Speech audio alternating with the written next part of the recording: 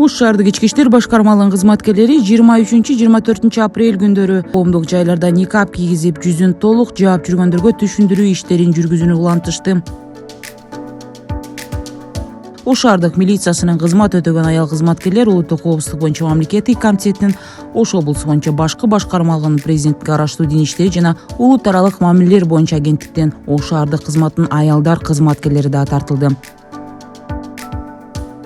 Коомдук жайларда жүзүн толугу менен жаап жүргөн 300гө жакын адам аныкталган. Мыйзамдын беренелери жазылган китепчилер таратылып, эскертүүлөр берилди. Беле кетсек, президент Садыр Жапаров быйыл январь айында дин тутуу эркиндиги жана диний бирикмелер жөнүндө мыйзамга кол койгон. Бул документке ылайык үймө-үй кыдырып даават айткандарга коомдук жайларда жүзүн жашырган кийим кийгендерге 20 000 сом айып пул салынат.